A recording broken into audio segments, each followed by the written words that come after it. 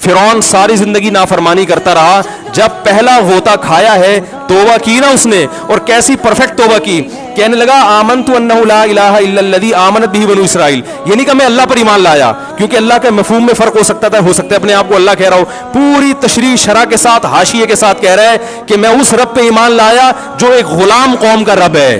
صحیح ہے نا, میری جو بنی اسرائیل جو میرے غلام تھے نا, وہ جس کو رب مانتے ہیں میں اس پر کو رب مانا میں نے.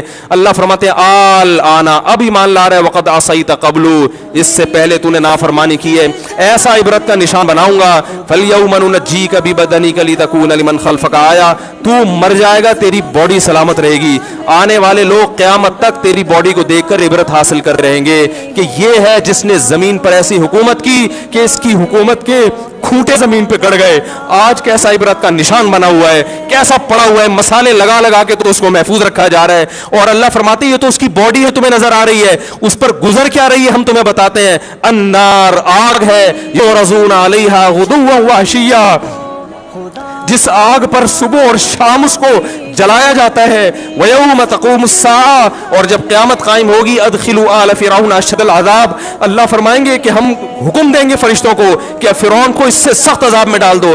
آپ کو فرعون لیٹا ہوا نظر آ رہا ہے, قرآن کہہ رہا ہے لیٹا ہوا نہیں ہے, وہ صبح اور شام آگ میں جلایا جا رہا ہے اس کو.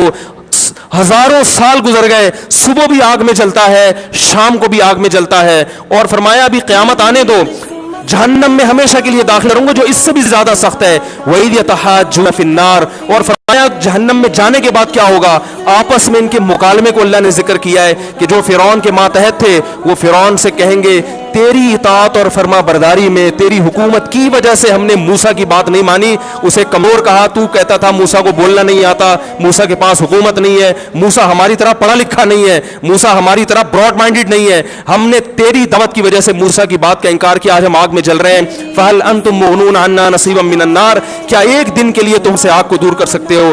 تو وہ کہے گا کہ میں خود اس جہنم کی آگ میں جل رہا ہوں, میں تم سے آگ کو دور نہیں کر سکتا. اللہ فرماتے ہیں سب مل کے جہنم کے داروغ کے پاس جائیں گے. وقال الذین فی النار لخزنۃ جہنم ادعوا ربکم, کہ فرشتوں سے کہیں گے تم اللہ سے دعا کرو کہ کچھ عذاب میں تخفیف ہو جائے, کچھ مہلت مل جائے.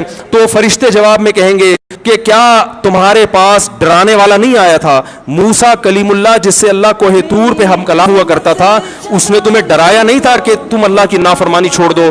کہیں گے قالوا بلا, وہ کہیں گے ضرور. اللہ فرمائیں گے پھر اعلان ہوگا فادعوا وما دعاء الکافرین الا فی ضلال, فرشتے کہیں گے اللہ نے ہم پر پابندی لگائی ہے تمہاری سفارش کرنے پر, تم خود اللہ کو پکارو. اللہ فرماتے آج ان کی پکار بیکار جائے گی, کوئی اسے سننے والا نہیں ہوگا. دیکھو جب تک جسم میں روح ہے, ایک دفعہ انسان توبہ کے آنسو بہا دے, ایک دفعہ اللہ سے کہہ دے کہ اے اللہ مجھ سے جو جرم ہوا, اگر کسی نے زنا کیا ہے ایک دفعہ کہہ دے اے اللہ آئندہ نہیں کروں گا. اگر کسی نے شراب پی ہے ایک دفعہ کہہ دے کہ اے اللہ آئندہ نہیں پیوں گا.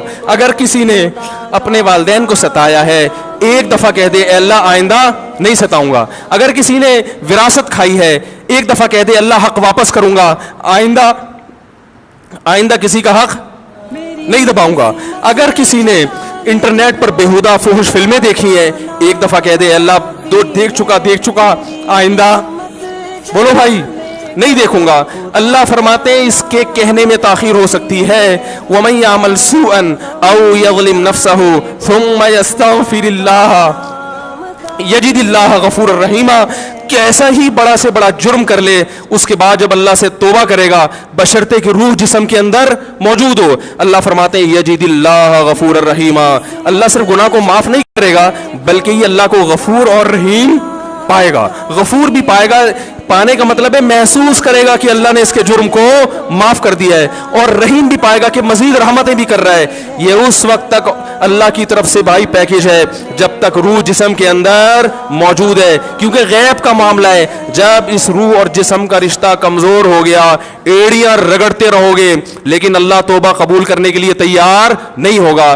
اللہ سے دعا ہے کہ اللہ ہمیں اس وقت کے آنے سے پہلے پہلے سدھرنے کی توفیق عطا فرمائے, اور اس بے حیائی کا جو طوفان ہمارے معاشرے میں پھیلا ہوا ہے, اللہ اس بے حیائی کے طوفان سے ہمیں بھی اور اپنے اہل و عیال اور اپنی اولادوں کو بھی بچنے کی توفیق عطا فرمائے.